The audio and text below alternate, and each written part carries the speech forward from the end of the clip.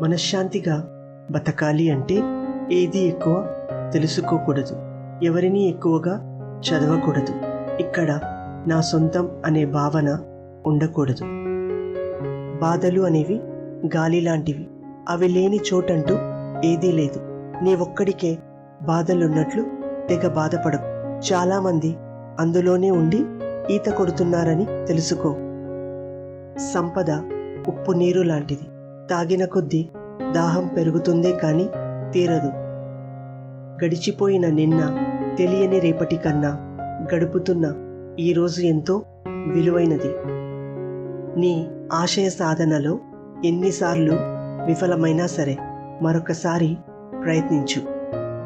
తెల్ల కాగితం తయారైనప్పుడు స్వచ్ఛంగా ఉంటుంది.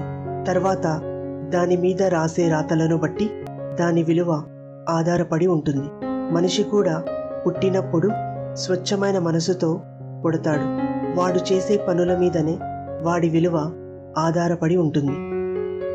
జీవించడానికి పోరాడేవారు కొందరు, పోరాడేందుకు జీవించేవారు కొందరు, జీవితంలో నటించేవారు కొందరు, నటిస్తూ జీవించేవారు కొందరు. జీవించిన, పోరాడిన, నటించిన ఆ జీవితాలు మనవి, దాని ఫలితము మనదే. నిజాన్ని మార్చే శక్తి ప్రపంచంలో ఎవరికీ లేదు, కానీ ప్రపంచాన్ని మార్చే శక్తి నిజానికి ఉంది.